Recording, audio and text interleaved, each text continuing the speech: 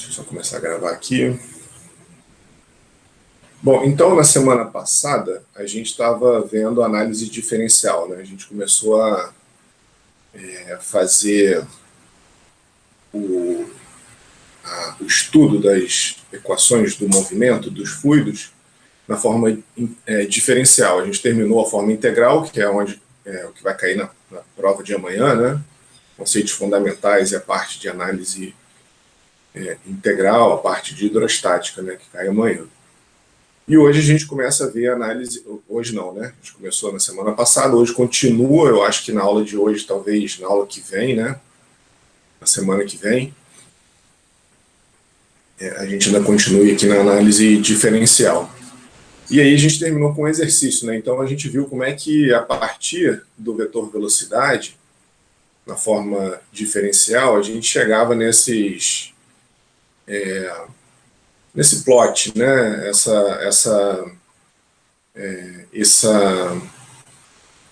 Essa forma de apresentar aqui, eu esqueci o nome, né? Nos softwares, até nesse outro exemplo aqui que eu vou dar, ele normalmente nos programinhas de MATLAB, matemática, ele tem já implementado uma forma de plotar isso daqui, né? De fazer esse plot. Mas enfim, isso daqui são os vetores de velocidade, né? Do escoamento, tá? Na forma diferencial. A gente viu a forma diferencial da continuidade, né? A gente chegou nessa expressão pela continuidade, né? Então aqui, ó, vai ser um segundo exemplo da utilidade da equação da continuidade, né? Então, que é justamente isso daqui, eu tirei de um livro, né? A figura está cortada aqui mesmo. É porque ele está ilustrando aqui nessa figura que o livro colocou, que a equação da continuidade, né, ela pode ser usada para achar os componentes que faltam do vetor velocidade. Então esse exemplo ilustra isso. Então a gente tem um escoamento bidimensional no plano xy, e a componente x de velocidade é dado por u igual a ax, e ele quer saber os possíveis componentes y para o escoamento incompressível. E quantos componentes y são possíveis? Então vamos lá. Então a equação governante do problema é essa daqui, né, a continuidade incompressível. E para o escoamento bidimensional, no plano XY, né, então o V é um V de XY, tem o Z em regime permanente, né, bidimensional. Aí tem outras hipóteses aqui, né,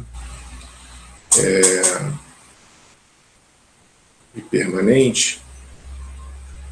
Então, o vetor velocidade não depende do Z, né, então não tem o Z aqui e nem o T, né, porque não é transiente. Então a continuidade ela vai se tornar du dx mais dv dy, né, a derivada em x da componente horizontal da velocidade, mais a derivada em y da componente vertical do vetor velocidade tem que ser igual a zero, né? Essa é uma exigência da continuidade, para garantir que massa não se cria e nem se perde ao longo do campo de escoamento. Então foi isso que a gente deduziu na aula passada, né, na semana passada. Então, aqui esse é o plot que eu falei para vocês, vamos ver como é que faz isso, né? Então, como é que, da onde que surgiram os valores para plotar, né? Esse daqui eu fiz no MATLAB, eu esqueci o nome da função que tem lá, mas é uma funçãozinha implementada que tem no MATLAB, que ele já plota direto o gráfico dessa forma, né? Bom, então, como é que a continuidade fica, né? dv dy igual a menos du dx, né? Que é igual a menos a. Porque se o é ax aqui, ó, o menos du dx é menos a. Então, se ele está pedindo aqui, né, a componente y para o escoamento incompressível, então a gente pode integrar essa expressão para obter o vetor velocidade v, né? Então a gente tem que integrar aqui e aqui, né, dos dois lados. Então integrando aqui, né, integrando dv dy, a gente fica com a integral de dv dy mais uma função x e t, né, porque é uma integral indefinida, então a gente tem que colocar uma constante de integração que não dependa do y aqui, né, então fx e t, de qualquer forma, ela é constante perante uma integral em y. E essa integral de menos a dy vai dar menos ay, né? Tá? Certo? Mais fx de t também, que é a constante de integração. Então, a gente pode dizer aqui, né, uma f1 e aqui uma f2, né? A constante de integração do lado esquerdo e a constante de integração do lado direito. Então, a gente tem infinitas possibilidades para fx de t, né? Então, a gente pode escolher a mais simples, né? Ficar com a mais simples, que é ela igual a zero, né? Tá? A mais simples, ou f x de t igual a zero. E aí a gente fica com esse vetor velocidade aqui, ó, axi menos ayj, tá? Que aí dá origem a essa, se a gente plotar pegar um A, aqui ele não deu A, né? Mas a gente pode, é uma constante, pode dizer que A é igual a 1, né? Ou A é igual a 2. Então a gente, para cada ponto xy, né, por exemplo, no 0, 0, a velocidade é 0, né? Na origem, né? Então aqui a setinha ela é 0. Para a direita aqui, né, no x igual a 1, por exemplo, então v de 1, 0 é igual a 1 vezes 1 menos 0. Então esse vetorzinho aqui, ó, né, se ele está aqui em 0, 1, desculpa, em 1, 0, né, esse aqui é o x e aqui é o y. Então é assim que a gente vai construindo, né? Ele está apontado para 1, 0 e a magnitude dele é 1, né? Porque a raiz quadrada de 1 ao quadrado mais 0 ao quadrado. Então ele está apontando aqui, né? Em 1, 0 ele é 1 em i, menos 0, né? Ou mais 0, né? Que é 0, 0 em j, né? Então ele está apontando em 1j, em 1i mais 0j e com magnitude 1. Então é assim que a gente constrói, da mesma forma que a gente fez com o anterior, né? Esse outro exemplo aqui é um pouquinho mais complicado, quer dizer, não é mais complicado, né? Ele só tem uma expressão quadrática aqui para u e quadrática para o w, que é a componente em z, né? E a mesma coisa, a componente, é a mesma ideia do anterior, a componente em y tá faltando, né? Então ele quer saber uma expressão para v em função de x, y e z. Tá? Então ele dá a componente u, dá a componente w, ele quer a expressão para v em função de x, y, z. Bom, então aqui ele dá, né, que é incompressível, então ele já disse que o escoamento é incompressível, tridimensional nesse caso, né? Então, dv dy aqui, ó, né, a gente isola, esse cara vai embora, né? Então, dv dy, a massa específica sai para fora aqui das derivadas, porque é incompressível. Então, dv dy menos du dx menos dw dz, e aí é só derivar, né? Du dx aqui, derivar esse cara com relação a x, fica essa expressão aqui. Aqui não tem igual, né? Aqui é menos du dz, que é essa expressão aqui, né? Tá? 3ax, deixa eu ver onde que para isso. 2ax, não, tá meio embolado aqui, né? Du dx é 2ax, e aí ele botou menos ax,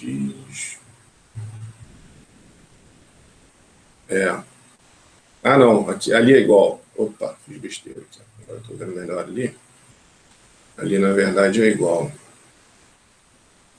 é isso mesmo. Aqui, né, é a derivada de du dx dw dz, então já é toda essa expressão aqui, e aí igual, né, aí a gente juntou o 2ax ali, menos 3ax, menos 2by dz. Então, aí a gente faz a mesma coisa, integra dos dois lados com relação a y, e aí já soma uma constante de integração. Então aqui a gente já pulou, né, é como se tivesse feito essa integral aqui dy, né, tá? dy já somou uma constante de integração que engloba as duas constantes de integração dos dois lados. Tá? Então, qualquer função x e z que fornece um v que satisfaz a continuidade incompressível. Então, a gente também pode ficar com a mais simples, né? Tá? Então, a mesma coisa da anterior, né? E aí, a mais simples seria f de x igual a 0, né? Tá? Deixa eu ver se é esse exemplo aqui, deixa eu só dar uma passadinha. Não, é engraçado que eu pensei que eu tivesse mais para frente. Bom, eu vou deixar esse daqui como ilustrado aí para vocês, depois vocês dão uma olhada, que é mais do mesmo, né? Mesma coisa. Tá? Vou passar aqui, porque aí esse exemplo fica para vocês aí darem uma olhada depois, porque é mais da mesma coisa que a gente viu. Bom, então a gente termina com essa parte, a parte de conservação da massa, e a gente começa agora a analisar a dinâmica da partícula. Lá na parte de análise integral, do ponto de vista de escoamento de fluidos, o que a gente estudou, né, de interesse de escoamento de fluidos foi a conservação da massa e o princípio da quantidade de movimento linear e o princípio da quantidade de movimento angular. Na verdade, o princípio da quantidade de movimento angular ele poderia ter vindo do princípio da quantidade de movimento linear a menos de um raio, né? A menos de um certo raio por onde que você está analisando, que foi o caso lá das turbomáquinas, por exemplo, ou no caso da gente querer saber os momentos com relação a algum ponto devido ao escoamento de fluido por uma tubulação. Então a gente tinha, até mostrei, né, até enfatizei isso na aula do princípio da quantidade de movimento angular, que é a mesma coisa que a gente aplicar o princípio da quantidade de movimento linear e fazer o produto escalar com raio, com relação a algum ponto de interesse. Mas foram as quantidades do escoamento de fluidos que a gente estava interessado. A gente viu a conservação da energia, mas ela vai voltar muito mais... Bom, enfim, tem a ver também com escoamento de fluido, mas menos com relação entre força e movimento, mais com relação entre dissipação de energia, que é o que a gente vai ver mais para frente, né? Dissipação de energia na forma de calor, que é o atrito, e na questão de fornecimento de energia para o fluido por bombas ou turbinas, né? Mas, vamos dizer assim, a questão de relação entre força e movimento foi a dinâmica da partícula, né? Foi o principal, que eu diria assim, né?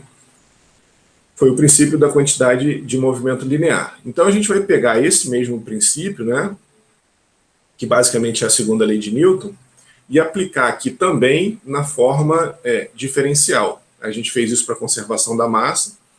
Então, agora, nesse momento, né, vocês já sabem aplicar a conservação da massa numa análise global, que é o que a análise integral fornece, né? Você tem um tubo ou, sei lá, um reservatório grande, a gente não precisa ficar fazendo análise individual de partícula fluida. A gente, com análise integral, consegue, simplesmente pelas entradas e saídas, determinar se a massa se conserva ou não e as condições para que isso aconteça.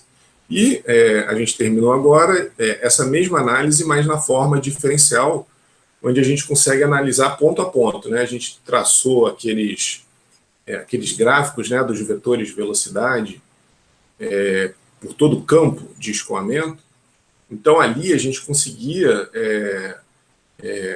amarrar, vamos dizer assim, né, os vetores de velocidade para garantir que a massa se conserva. Tá? E agora a gente vai começar a estudar a dinâmica da partícula, que é vamos dizer assim, né, que é o coração de mecânica dos fluidos, né, o transporte de quantidade de movimento. Então a gente vai fazer isso na forma diferencial. Mas aqui, né, como a gente está analisando partículas fluidas se movendo, a gente precisa, antes de começar a analisar a dinâmica da partícula, analisar a cinemática da partícula. Então é isso que a gente vai fazer agora, é um pré-requisito, vamos dizer assim, para estudar a dinâmica da partícula. Tá? Então, a primeira coisa que a gente vai falar aqui, que vai ser muito importante, isso não é só importante aqui na parte de dinâmica da partícula, mas no estudo de mecânica dos fluidos de forma geral, que é a maneira, né, a natureza da descrição do movimento das partículas. Então, existem duas maneiras de analisar o movimento de partículas. Uma é seguir o trajeto do objeto, ou da massa que você queira analisar, né, da partícula que você queira analisar, e isso é muito familiar para nós, porque, de forma geral, é o que vocês viram até hoje lá em dinâmica, em física básica, né, em física 1, quando vocês analisaram princípio da quantidade de movimento linear, em física 1, a segunda lei de Newton, né, relação entre força e movimento. Então, isso foi feito para a gente seguia uma certa partícula, né? A gente tinha uma massa conhecida e a gente acompanhava aquela partícula. Então, no estudo de impulso lá em mecânica, em física, né, em dinâmica, desculpa, impulso, onde as leis de Newton são aplicadas na descrição da conservação da quantidade de movimento linear, conservação da energia cinética, na própria trajetória. Então, aquele exemplo clássico lá da mesa de bilhar, né? Quando você tem uma bola, que é a sua partícula, que atinge uma outra bola, e aí tem a questão dos ângulos e tudo mais, né? Bom, então, isso é bem familiar para a gente. E aí, né, do ponto de vista de cinemática, para seguir a partícula, a gente precisa saber a posição, né, as posições xa, xb de todas as partículas e velocidades em função do tempo, né? Então a gente tem que acompanhar a posição da partícula. E aí, essa descrição, né, de acompanhar as partículas, ela é chamada de descrição lagrangiana quando aplicada ao movimento de fluidos. Tá? Então essa é uma das maneiras, né? É o que vocês já estão acostumados. Mas em mecânica dos fluidos, a gente vai ver uma outra forma, né? Então, ela é análoga, né, à análise de sistemas em termodinâmica. A gente tem uma massa fixa, que a gente está analisando aquela massa fixa. Só que o problema é que identificar partículas fluidas se movendo é muito mais difícil do que as bolinhas de sinuca ou carro, né? A gente tem um exemplo clássico também que a gente tem um carro que colide contra uma barreira e aí depois ele volta, então a gente quer saber o ângulo, velocidade e tudo mais, né?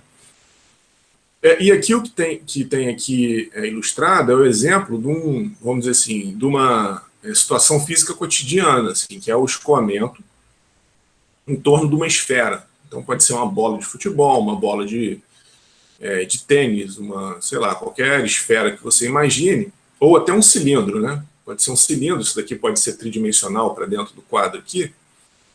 E aí, esse tridimensional, isso daqui pode ser um cilindro ou pode ser uma esfera, né? Tá? Então pode ser um cilindro aqui e a gente cortou um pedaço do cilindro.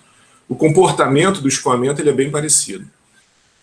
Bom, então, se a gente quiser, em mecânica dos fluidos, pegar uma partícula fluida e ir acompanhando ela aqui, aí depois vir aqui acompanhando, saber como que ela se comporta aqui, toda essa questão da turbulência que acontece aqui, atrás do corpo, isso é muito complexo, tá? Então é muito mais difícil fazer isso do ponto de vista do escoamento de fluidos. Então, existem diversos motivos, né? Elenquei uns aqui.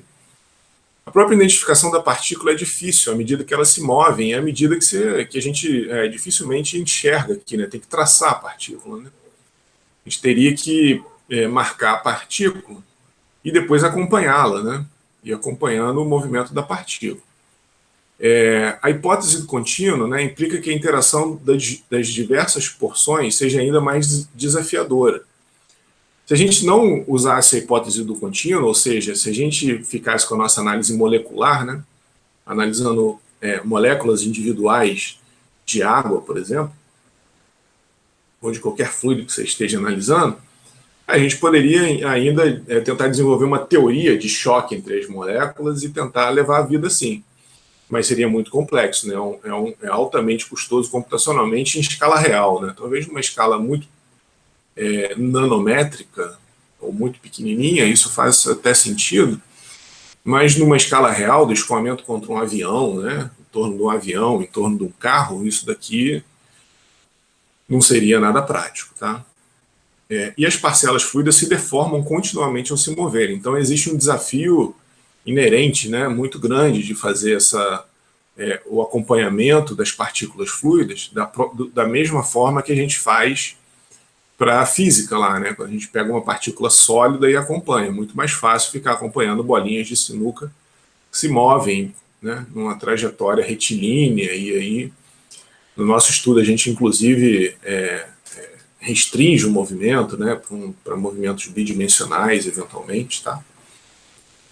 Bom, então é isso, né? Essa é a dificuldade, mas existe análise onde usar a descrição lagrangiana ele é mais conveniente. Então, alguns exemplos aqui. Ó. No estudo de dispersão de poluentes na atmosfera, é assim que é feito. Então, o que o pessoal quer saber, né? Aqui, então, tem uma simulação em algum programa, algum código de fluidodinâmica computacional, então a gente vê as malhas aqui, né, geradas eventualmente numa chaminé, e aí a gente tem aqui o escoamento do poluente saindo pela chaminé aqui, ó, e dispersando na atmosfera. Então, o nosso interesse aqui, o interesse do pesquisador nessa área é saber para onde que as partículas de contaminantes foram, como que elas se dispersaram na atmosfera. Então aqui teria uma chaminé, aqui outra, e aí a gente acompanhando as partículas individualmente. E outra também é velocimetria por imagem de partícula, né? Então, uma das maneiras de medir a velocidade do escoamento, isso daqui a foto talvez não tenha ficado muito boa, né? Mas seria um raio laser apontando para o escoamento de um fluido todo marcado com partículas. E aqui estaria aqui é uma foto, aqui é uma figura, né? Aqui seria uma foto. Então aqui a gente tem um laser, a gente tem aqui o escoamento com partículas marcadas, né? E aí a gente consegue acompanhar, uma das formas de acompanhar, né, as linhas de corrente, as linhas de emissão, medir velocidade. Então a gente acompanha a partícula, vê quanto tempo ela levou para... Tem uma câmera aqui, né? E ela mede o tempo que levou para a partícula se mover de um ponto ao outro. Então a gente consegue determinar a velocidade da partícula por essa forma, e para fazer as equações que descrevem esse movimento, a gente tem que usar a descrição lagrangiana. Mas não é o que a gente vai fazer aqui no curso, tá? Isso é só uma motivação para mostrar que existe aplicação, mesmo que não muito assim, cotidiana, né? São casos muito específicos, mas existem análises onde a descrição lagrangiana ela é mais conveniente e é usada. Tá? Para a gente, né, de forma mais comum, assim, né, a maneira mais comum de descrever o movimento é pela descrição euleriana, que é o que a gente vai usar. E esse é o método do volume de controle. Né? Então, uma região do espaço é definida por onde o escoamento passa. A gente fez isso para o teorema do transporte de Reynolds e para a conservação da massa diferencial. Foi a maneira como a gente analisou essas duas, todo o teorema do transporte de Reynolds, né, de forma geral até agora. A gente fez para uma região fixa no espaço, né, e a conservação da massa diferencial a gente fez assim também. Tá? Então não é necessário saber a posição e velocidade da porção de fluido. Todas aquelas... esses gráficos que a gente fez aqui, ó, deixa eu voltar aqui. Esses gráficos que a gente fez aqui era para uma posição do espaço. Então a gente tem aqui um XY no campo, e aqui a gente determina o vetor velocidade de todas as partículas que estão passando por aqui. Aqui é a mesma coisa, tá? Então essa descrição aqui ela é euleriana, essa que a gente fez a conservação da massa, tá? Beleza? Então, em análise diferencial, né, a gente define as funções pressão de x, y, z e t, velocidade, né, as funções de campo, né, v, x, y, z e t, aceleração x, y, z e t, em cada posição do campo em análise. Tá? Então, essas são funções de campo. Então, isso é a velocidade, pressão, aceleração, em cada posição do campo que a gente está analisando. Tá? A gente já viu lá na parte de conceitos fundamentais, né, que o campo de velocidade em coordenadas cartesianas ele pode ser expandido dessa forma. Né, o vetor velocidade, ou campo de velocidade, né, tem as componentes u, v, w, que são as componentes horizontal, vertical, e em z, né, do vetor velocidade, onde elas também podem depender de x, y, z e t. Né, então a coisa pode ser bem complexa aqui. Né. Tá? Então, cada projeção do vetor velocidade pode depender de x, pode ser tridimensional. Tá? E aí, na descrição euleriana, né, todas as variáveis de campo são definidas em qualquer posição x, y, z do volume de controle, em qualquer espaço, em qualquer instante de tempo. Tá? Então, aquilo que eu mostrei lá do campo da conservação da massa que a gente fez. Né? Então, a gente tem um volume de controle, uma região que a gente está analisando, a gente define uma posição x, y, z e t, e aí a gente define pressão, velocidade, eventualmente aceleração.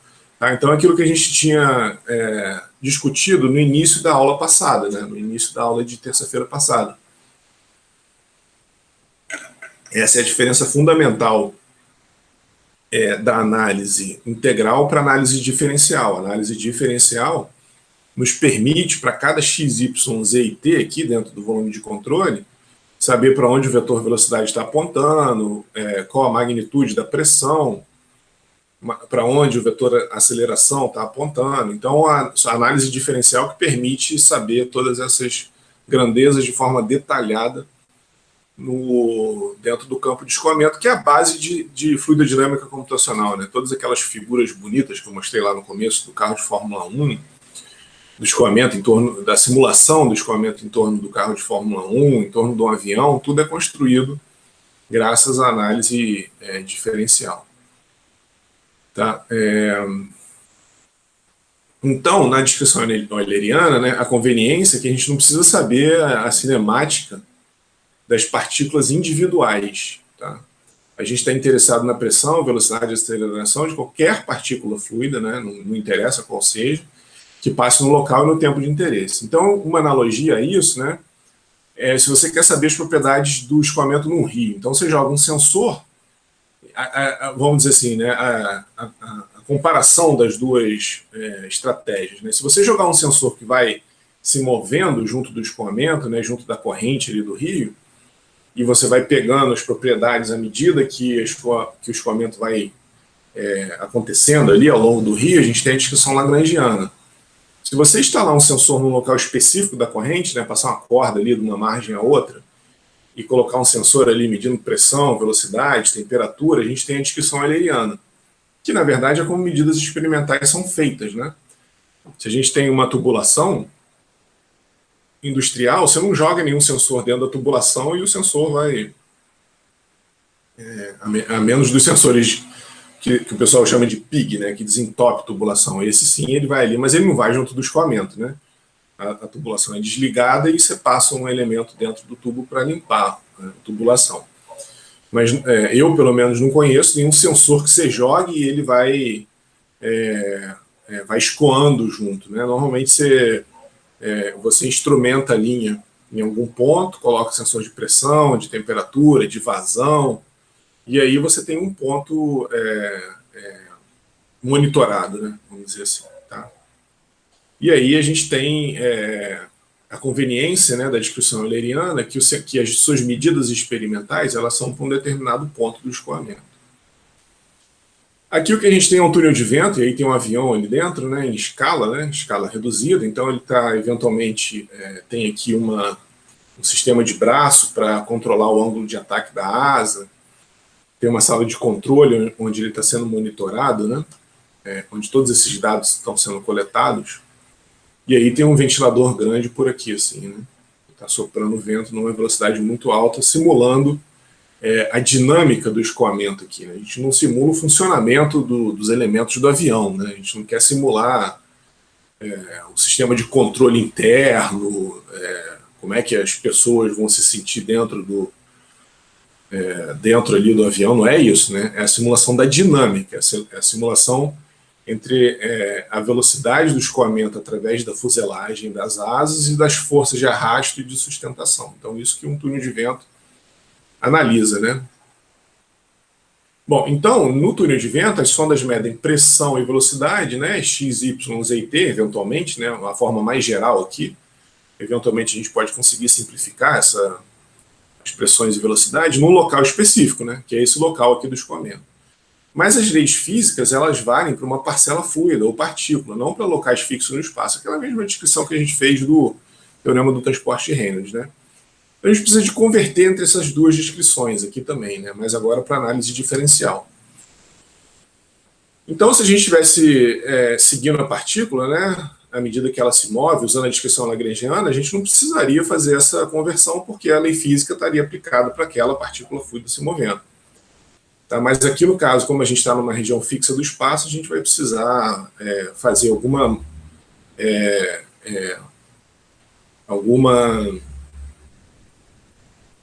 forma de converter de uma descrição para outra, tá? Uma manipulação para fazer essa conversão. Bom, então vamos considerar a forma mais simples aqui, né? A questão mais fundamental da relação entre força e movimento de sólidos de substâncias, né? De substâncias, matéria sólida, matéria fluida. Então, é o princípio da quantidade de movimento linear, que é a segunda lei de Newton, né? Que é o somatório das forças na partícula, a massa da partícula vezes a aceleração. Por definição, a aceleração é dv/dt, né? E a hipótese aqui, essa é a hipótese fundamental, que vai ser fundamental para todo o nosso estudo. Sem ela, a gente não conseguiria, sem essa hipótese aqui, a gente não conseguiria fazer essa conversão entre descrição euleriana e lagrangiana, é que a partícula possui a mesma velocidade do escoamento. Tá? Então, essa partícula que a gente está analisando, isso é uma hipótese até relativamente óbvia, né? Porque se o escoamento é feito de partículas fluidas, a gente, por hipótese, diz que a partícula possui a mesma velocidade de escoamento. Então, a velocidade da partícula é a velocidade numa posição x da partícula, y da partícula, z da partícula. Isso daqui seria a velocidade do campo, né? E a posição da partícula. Então, essa daqui a gente está na descrição lagrangiana, né? Que é aonde... Descrição lagrangiana, que é onde a segunda lei de Newton vale de forma direta, tá? Então, é a velocidade do campo, e o campo é composto por partículas. Então, é a velocidade do campo na posição x da partícula, y da partícula, z da partícula. Então, observa que aqui, nessa forma de escrever, essa descrição, é claro que a posição da partícula vai mudando com o tempo, né? Então, o x, ele, no tempo t igual a 0, está num certo local, no tempo t igual a 1, ele está se movendo, e eventualmente, se for tridimensional, né, o y também e o z também. Tá? Deixa eu ver aqui. Eita, voltei demais.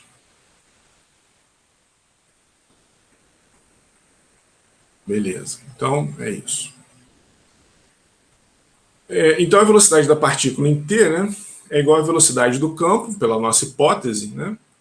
Então a gente pode derivar, fazer o dv da partícula dt, né? Então a derivada da velocidade do campo, né, na posição da partícula. E aí eu só joguei fora aqui o tempo, né, ficando implícito que o x da partícula, y da partícula e z da partícula é um certo t aqui, né, um certo tempo. Que à medida que o tempo vai passando, cada um, a gente tem uma parametrização, vamos dizer assim, né, de cada um desses vetores, dessas posições aqui, né. O x varia de um jeito, o y do outro e o z do outro, tá? Então é a derivada da velocidade no tempo. Mas a gente precisa derivar, né, para derivar a velocidade da partícula, a gente precisa aplicar a regra da cadeia, porque o x depende do tempo, né? Então, o dv/dt é dv/dt, dt, né? Então, a derivada da velocidade com relação ao tempo vezes a derivada do tempo com relação ao tempo, mais a derivada da velocidade com relação a x, mais x está variando com o tempo. Então, dx dt, mais derivada da velocidade com relação a y, mais o y está variando com o tempo e a mesma coisa para o z. Tá? Então, essa é a regra da cadeia, aplicada no caso do movimento, né, do escoamento de uma partícula fluida por um campo, né? Porque o campo ela é muito mais para enfatizar que essa partícula ela não está sozinha ali, né? Ela está numa certa posição aqui, mas existem outras regiões do campo que a velocidade pode ser diferente, né? Então a gente tem uma velocidade v1 numa posição e tem uma velocidade v2 em outra posição. À medida que ela se move, né, à medida que o x está variando, ela pode ir de uma região de velocidade baixa para uma região de velocidade alta, por exemplo. Então é isso que essa é a novidade, né, das derivadas do escoamento num campo que a gente não vê no escoamento quando a gente tem partículas sólidas, né? Quando a partícula ela é uma bola de sinuca, por exemplo. Ela está sozinha ali, né, na mesa, ela interfere com outra bola de sinuca. Ela não pode, a posição dela não pode encontrar outras moléculas, outras partículas se movendo com velocidade diferente. O fluido se movendo num campo, com várias outras partículas se movendo do lado dele, né, com velocidade diferente, pode ir para as regiões que a velocidade varia, né? E essa movimentação de uma região para outra também implica numa velocidade à medida que ele muda de posição. Tá? Então essa é a particularidade, isso vai ficar mais claro mais para frente, talvez. Só para começar a introduzir aqui uns termos novos aí, né? Bom, então como a gente está na descrição lagrangiana, a taxa de variação da posição x da partícula com relação ao tempo, né, então é a própria velocidade, né? Então dx, qual é a taxa de variação da partícula, né, x da partícula com relação ao tempo? É u, é a componente horizontal do vetor velocidade. Então o mesmo vale para dy dt e o mesmo vale para dz dt. Então jogando isso ali na expressão anterior, né, e simplificando dt, que a gente tinha aqui atrás, ó, né, esse dt aqui vai embora. Então fica um dv dt, né, u dv dx, v dv dy, w dv dz. Tá? Bom, mas a gente ainda está acompanhando a partícula, não é o que a gente quer. A gente quer analisar a cinemática, né? Lembra que isso daqui é só um pré-requisito para a gente analisar a dinâmica, né? A relação das forças com o movimento. Então a gente está analisando a cinemática para depois a gente entrar na dinâmica da partícula, tá? Então a gente ainda está analisando a aceleração da partícula. Por que a gente quer a aceleração? Né? Por causa da segunda lei de Newton, né? Por causa do princípio da quantidade de movimento linear. Então essa expressão ainda é acompanhando a partícula, tá? Não é o que a gente quer porque não é fácil. A gente fez toda uma discussão anterior do grau de dificuldade que é acompanhar a partícula no escoamento de um fluido, né? Bom, então para converter da posição x da partícula para a posição x do campo, né, um local x do campo, né, da lagrangiana para a euleriana, a gente volta para a nossa hipótese lá, que é relativamente óbvia, né, que a partícula possui a mesma velocidade do escoamento. Então, a gente tem a velocidade da partícula dessa forma, que a gente já descreveu, né, sendo v a velocidade do campo, né, então é a velocidade do campo na posição x, y, z da partícula. E o que a gente faz aqui, então? Né? A gente assume aqui, tirando aqui o subscrito P da partícula, e a gente assume, fazendo essa expressão aqui a gente está numa posição fixa do campo, e aqui a gente está acompanhando a partícula. Então agora a gente tem essa aceleração de uma partícula que passa por x, y, z no campo de escoamento. Nesse momento, quando a gente joga fora os subíndices P, significa que a gente pegou a partícula num certo local, e nesse certo local, depois que a partícula passou por ali, a gente quis analisar qual é o movimento de outras partículas que passam por ali. Então a gente não segue mais a partícula, mas a gente observa um ponto x, y, z nesse momento, quando a gente joga fora os vetores de velocidade. A gente sabe como que ela estava evoluindo, e aí naquele determinado local a gente não segue mais a partícula, a gente passa a focar no ponto específico do escoamento. Fazer isso, né, a analogia, é como se a gente tirasse uma foto de todas as partículas em um instante de tempo e determinássemos a aceleração para todos os x, y, z do campo em tempo subsequente. Então a gente usa a informação de alguma partícula que passou em x, y, z, vamos dizer assim, paralisa ali, né? E para os tempos subsequentes a gente usa essa expressão para analisar a aceleração de todas as partículas que vão passar por ali, dali para frente. Tá? Então essa é mais ou menos a ideia, né? A gente sabe fisicamente como que a partícula está se locomovendo, a gente analisa naquela região do espaço, fisicamente, porque uma partícula está passando ali, e para os tempos subsequentes a gente usa a expressão da aceleração, né? A gente usa a expressão que descreve a aceleração de uma partícula, mas aplicada num local específico do escoamento. Então essa é a forma que a gente faz para descrever a aceleração do campo, né, com base em partículas que passaram por ali anteriormente. Tá? Então essa daqui é a expressão que descreve a aceleração num campo de velocidade v de todas as partículas que passam em x, y e z, num determinado local do campo. Tá? Então, assim como a conservação da massa, a gente pode escrever também o divergente aqui da velocidade, né? Na verdade, é o produto interno com o operador nabla, né? E aí vai dar esse operador aqui, a gente vai tirar o gradiente do vetor velocidade, né? O produto interno de V com nabla, que vai dar o VW aqui, né? E aí depois tira o gradiente da velocidade. Então, a gente tem uma notação simplificada, vamos dizer assim, né? dV/dt, que é esse termo aqui. E aqui a gente tem esse termo todo escrito dessa forma aqui, tá? É uma maneira simplificada de escrever. Aqui seria abrindo as expressões, né? Essa forma aqui de cima seria as expressões abertas, vamos dizer assim, né? E aqui de baixo seria a forma matricial, né? A forma matricial dessa expressão aqui, tá? Notação matricial, né? Dessa expressão aqui de cima, tá? E aí, se a gente, vamos dizer assim, abrir mais essa expressão aqui, ó, em coordenadas cartesianas, né? Se a gente abrir essa expressão daqui de cima em coordenadas cartesianas, em termos dos seus componentes, então o componente do vetor aceleração em x é du dt, u du dx, mais v du dy, mais w du dz. Mesma coisa em y, né? Mas em vez do u a gente tem o v, e mesma coisa em z, onde a gente tem o w, que é a componente em z, tá? E aí esse é o resultado final que a gente queria, né? A cinemática da partícula para um campo de velocidade. Então a aceleração da partícula, a gente já tem a velocidade, dado lá pela o comportamento do vetor velocidade, que a gente analisou com a continuidade.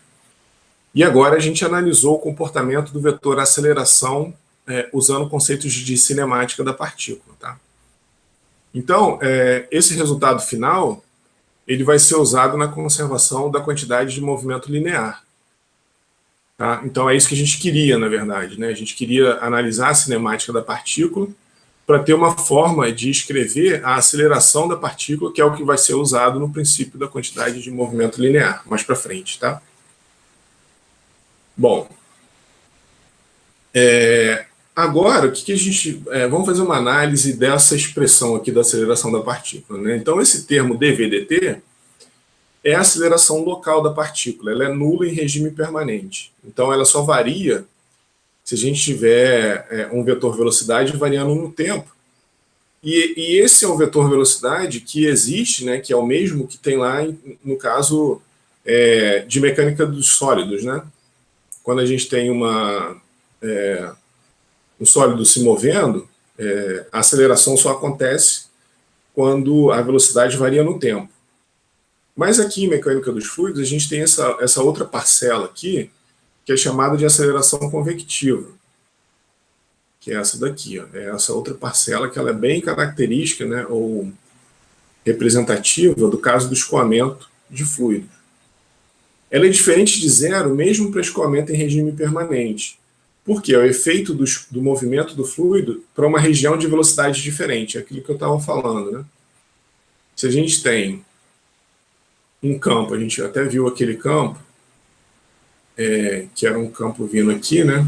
À medida que ele vinha para cá, ele diminuía a velocidade, à medida que ele ia para longe, aqui eu desenhei ruim a escala, deixa eu só acertar a escala aqui, ó. Aqui, bom, tudo bem, ali longe a velocidade era maior. Não, acho que... eu não lembro direito, mas tudo bem, a gente vai fazer um exemplo com esse caso que a gente tinha analisado, né? Eu lembro que quanto mais longe da origem, maior eram as magnitudes do vetor velocidade, e quanto mais perto, menor. Esse é o escoamento que a gente fez lá, no caso da conservação da massa diferencial.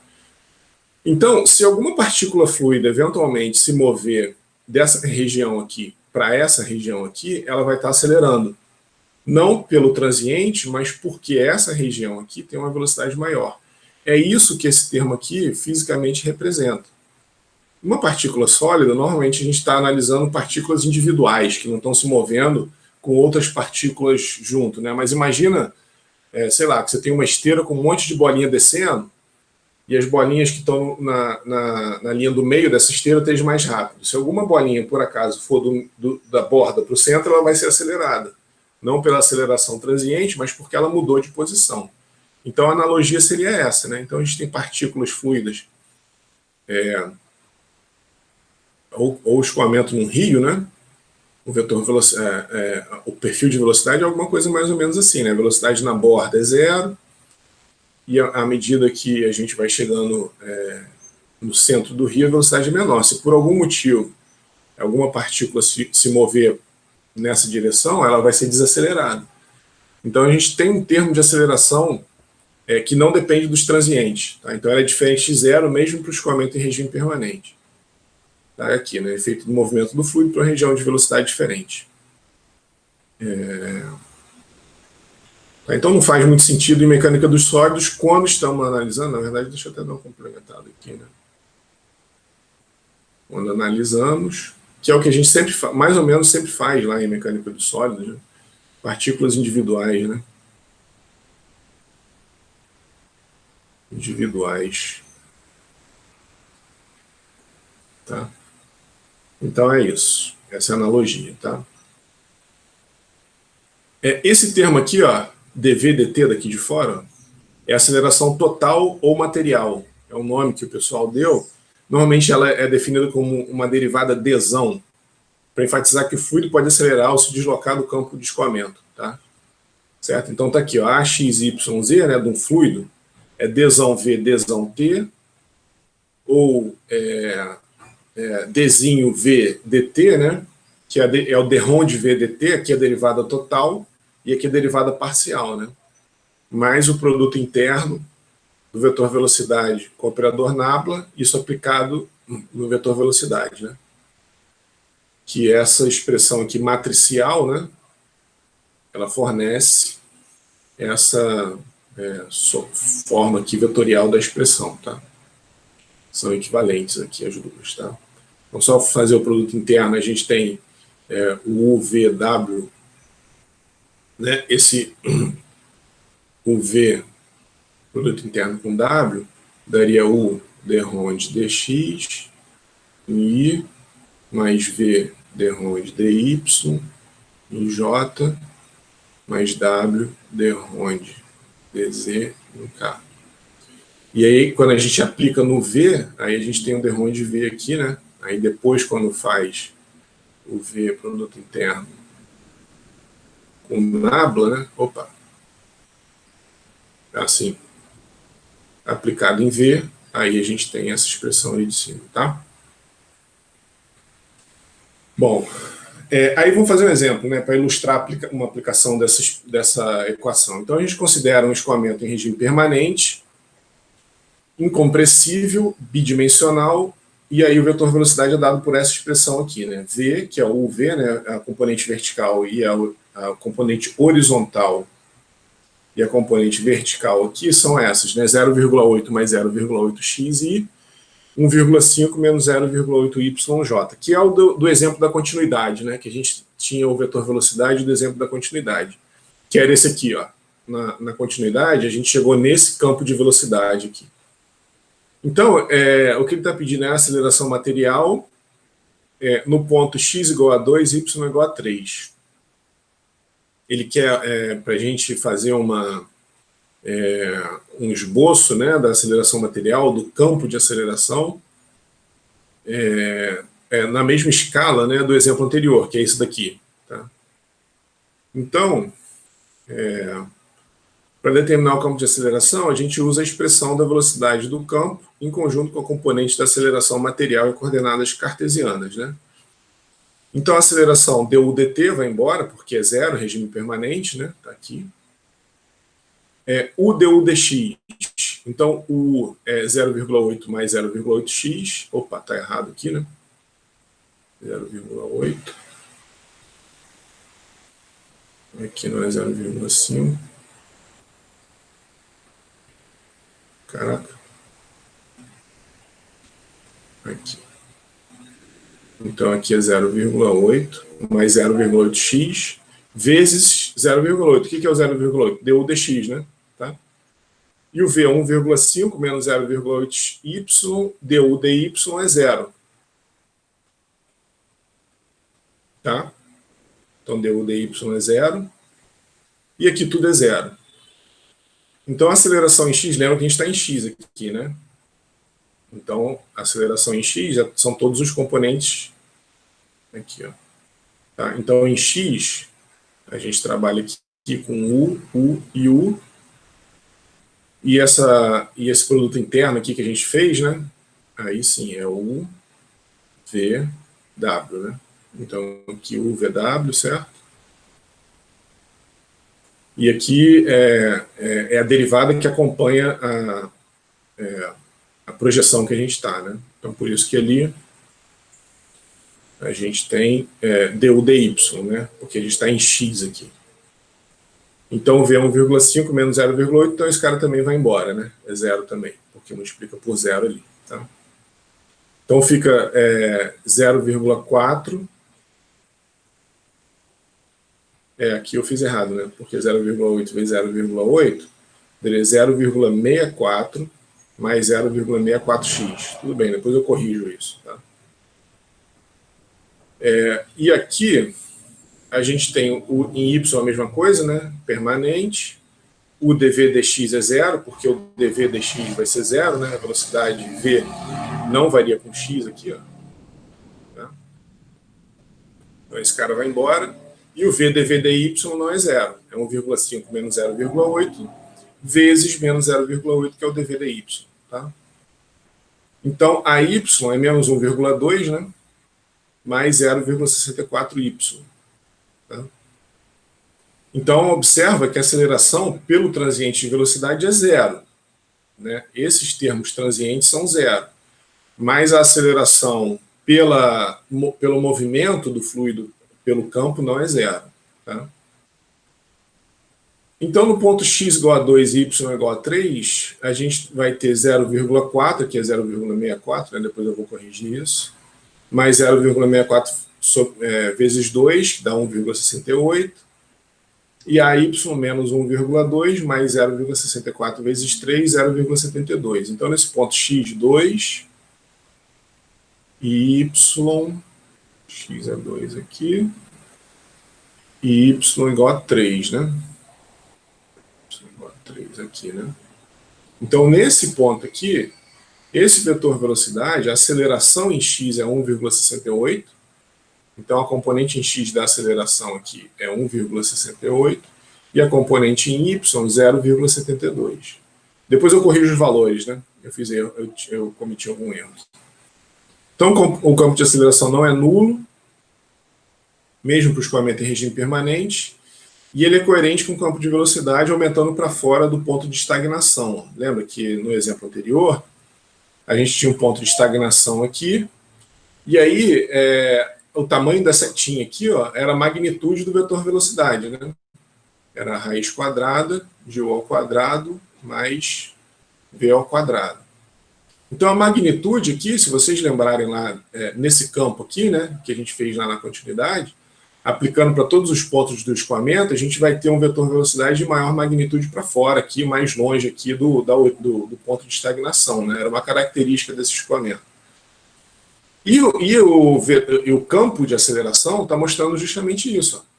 À medida que a gente se afasta radialmente do ponto de estagnação, aqui os vetores de velocidade são pequenininhos, né? A gente só tem a seta aqui, ó, e à medida que a gente vai se afastando, a magnitude dele vai aumentando. Tá? Então está coerente com o que a gente tinha determinado anteriormente aqui no campo de velocidade. Certo? Beleza? Então essa foi uma, vamos dizer assim, um preliminar, né? Uma parte cinemática preliminar, para a gente analisar agora a conservação da quantidade de movimento linear na forma integral, né? Desculpa, na forma diferencial, que a gente já fez na forma integral, agora a gente vai querer na forma diferencial. Então, de posse desse breve estudo de cinemática da partícula, a gente vai analisar a sua dinâmica, né? Eu poderia ter vindo aqui, simplesmente, né? E ter jogado essa expressão aqui, ó. Eu poderia ter simplesmente jogado. Isso daqui, normalmente, os livros demonstram essa expressão, e eu achei por bem fazer isso também, né? Então, a gente só quis demonstrar aqui como a gente chega na aceleração, no campo de aceleração, né? Para um ponto x, y, z, né, do escoamento, x, y, z, eventualmente tempo, né? Para vários x, y, 2, z2, t2, né? Para vários locais do escoamento. Então é isso. Então a gente tem a aceleração aqui, aceleração ali, né? Aceleração 3 para cada ponto do escoamento. Tá? Então agora a gente vai usar esse resultado para estudar a relação entre força e movimento. Né? A gente vai aplicar a segunda lei de Newton para uma partícula fluida infinitesimal. Lembra, a gente tinha aplicado a conservação da massa para uma partícula fluida infinitesimal, e com isso a gente determinou a conservação da massa diferencial, né? Agora a gente vai fazer a mesma coisa para a segunda lei de Newton e analisar de forma diferencial a relação entre força e movimento de uma partícula fluida. Então isso vai fornecer a equação da quantidade de movimento linear na forma diferencial. Tá? Então, relembrando a segunda lei de Newton para um sistema, né, o somatório de todas as forças agindo num sistema, numa massa fixa, né, é a variação no tempo da quantidade de movimento linear, né, desse vetor P que representa a quantidade de movimento linear. Então, na forma integral, né, quantidade de movimento linear, integral da massa do sistema de VdM. Mas para um sistema infinitesimal de massa dm, né, a gente tem que o df é o ddt de VdM, né? A gente tira a integral aqui, se a gente quiser fazer isso na forma diferencial, né? Tá? O df é ddt de VdM, tá? Ou então df é dm de VdT, certo? Então a gente já sabe calcular a aceleração de um elemento fluido, isso daqui foi o que a gente acabou de ver, né? De um elemento fluido de massa dm se movendo em um campo de velocidade. Então isso a gente já sabe determinar. Tá? Que é isso daqui, né? Essa expressão que a gente acabou de analisar. Tá? O que a gente precisa agora é trabalhar nas forças exercidas na partícula ou pela partícula fluida à medida que ela se desenvolve no escoamento, que é essa expressão, que é essa parcela aqui, né? Que é o df. É nele que a gente vai trabalhar agora. E aí a gente vai juntar tudo no final. Tá? Certo? Então a gente viu a cinemática, agora a gente está trabalhando na dinâmica. Né? Então apareceu a relação entre a força e a aceleração. Né? Qual força que causa essa aceleração, ou o que essa aceleração representa em termos de força. Tá? Bom, então isso aqui já está meio batido para a gente, né? Fizemos isso lá em estática, fizemos isso em conservação da massa. O que a gente vai fazer aqui? Né? As forças agindo em uma partícula fluida, elas podem ser de corpo ou de superfície. As forças de superfície, no caso de um fluido, podem ser normais ou tangenciais, né? Porque o fluido está cisalhando ali. À medida que ele se move, ele sofre influência de pressões a jusante e a montante, e ele cisalha. E aí, a gente vai considerar a componente X da força de superfície agindo em um elemento de massa diferencial, dm, né, e volume V dx, dy, dz. E somente as tensões que agem na direção em X darão origem às forças de superfície em X. Tá? E aí, o que a gente vai fazer é isso que eu estava comentando, que está relativamente batido, né, para a gente já, que é uma expansão em série de Taylor, né, das tensões. Então a gente assume que a gente sabe as tensões no centro do elemento fluido, né, o centro O aqui, né, e que elas são iguais à tensão normal sigma xx, aqui a gente está analisando em x, né, então a gente está fazendo análise em x e vai ser análogo em y e z por causa desse elemento aqui simétrico, né, esse elemento fluido simétrico que a gente está analisando. Então a gente assume que a gente sabe as tensões de cisalhamento em x, as tensões normais em x e as de cisalhamento, né, na face x na direção y, e aqui no plano z na direção x. Aqui na verdade seria tal, plano y, direção x, né, esse cara aqui. Que a gente está analisando a direção x, na verdade, aqui é o plano x. Então seriam essas tensões que a gente está analisando aqui, ó. Tanto é que ela está aqui, ó, yx, zx, né? Porque pela nossa convenção era tensão, o primeiro índice era plano, o segundo índice é a direção que ela está agindo. Então, como a gente está na direção, direção. Como a gente está na direção x aqui, né? A nomenclatura correta seria essa, tal yx, que é o que está aqui, né? Yx, zx, xx, né? As normais aqui, né? E as tangenciais, as de cisalhamento. As que cisalham o fluido assim e as que cisalham o fluido assim, tá? Quer dizer, as que cisalham assim e assim, né? Na face Z, né? Onde o Z está aqui, ó. As que cisalham o fluido na direção X, mas na face Z, e as que cisalham o fluido na direção Y, na face Y, mas na direção X, tá? É isso que a gente está analisando fisicamente. Então, a expansão em séries de Taylor, né, com relação ao centro do elemento fluido, fornece as tensões em X em todas as faces do elemento. Depois, por analogia, eu vou mostrar em Y e Z. Tá? Então, para obter a força de superfície líquida, né, então, lembra que a gente está analisando aqui a força de superfície, depois a gente vai ver a força de corpo.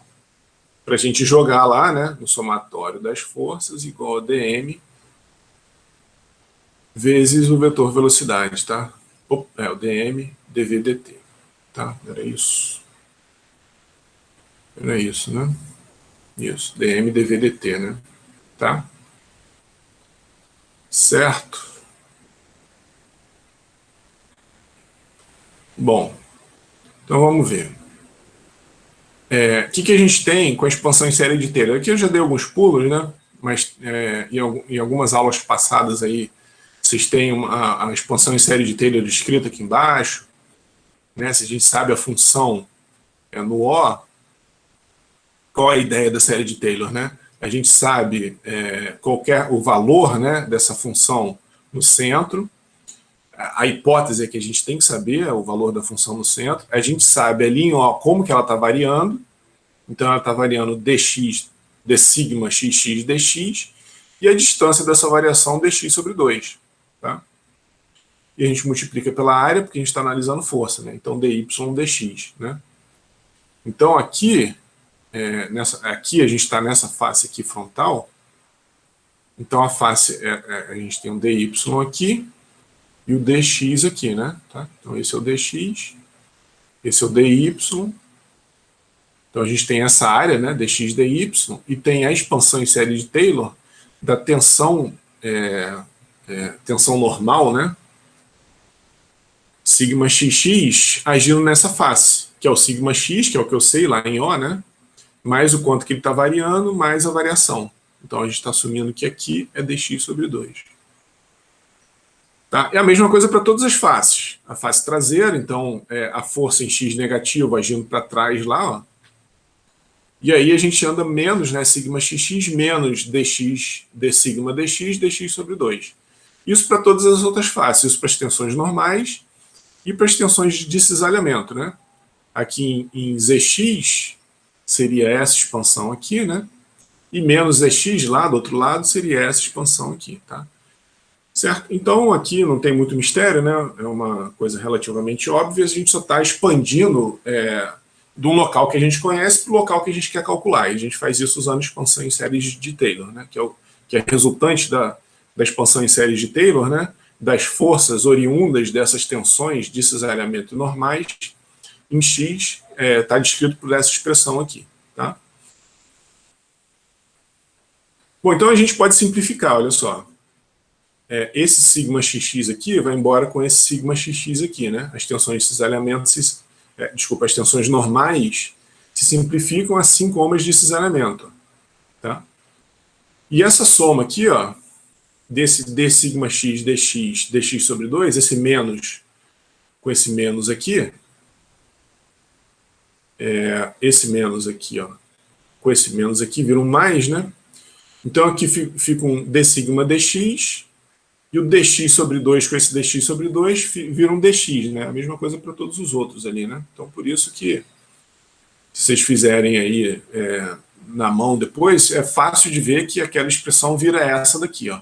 Então a força diferencial em x, né, esse elemento, né, de massa dm, é d sigma x mais d tal. Opa, aqui também está ao contrário, hein? Cuidado. Aqui, ó. Aqui é y, x, tá? porque a direção é o segundo subíndice ali, né? Então é d tal yx. dzx, tá? Então essa é a forma que a gente fica da força diferencial em x. E se a gente considera somente a gravidade como força de corpo, lembra, a gente está analisando aqui força de superfície, ainda falta força de corpo.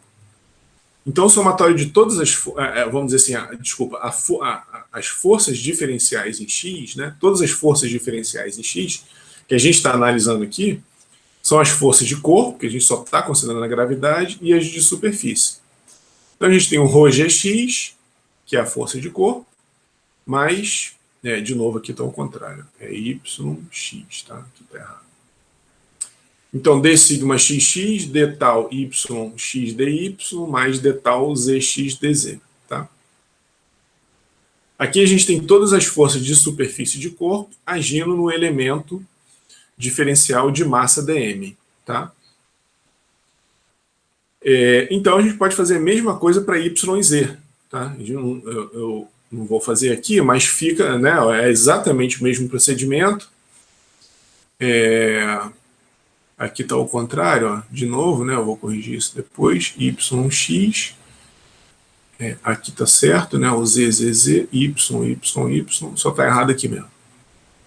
Tá? Então, as forças diferenciais na partícula fluida em x são essa, em x são essa, em y são essa, em z são essa. Tá? Então a gente tem agora as expressões para as forças agindo em uma partícula fluida.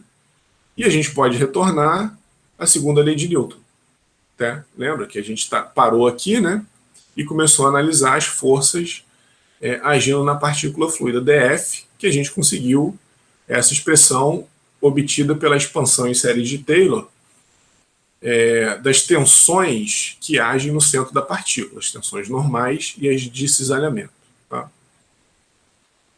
Bom, então vamos dar nossa paradinha agora, são 9h10. Alguém quer fazer alguma pergunta aí? Quer que volte alguma...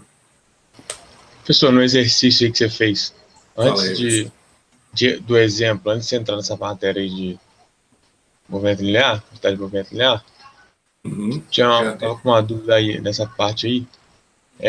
Quando você fez a aceleração em x, nesse segundo termo aí, tá aí d-u, d-x, aí você tem esse 0,8 mais 0,8x. Sim, Esse 0,8 veio de onde? Ah, esse aqui, é só U. Mas, tipo assim, quando você deriva o em relação a x, esse 0,8 não some? Cortou, Emerson, não ouviu o que você falou. Quando você deriva o 0,8 em relação ao x, o 0,8 que está sendo x... Não, é porque o primeiro não é derivado. O primeiro não é derivado, tá. Só o segundo. Olha ele aqui, ó. Ah, entendi. Beleza. Entendeu? É U deu dx. Aqui, ó. O U tá aqui. Entendeu? Entendi. V, aqui, ó. V, dv dy. Aqui, ó. Beleza? Beleza. Show. Certo, show. Mais alguma dúvida aí, galera? Então, beleza. Então, daqui a 10 minutinhos estamos de volta aí.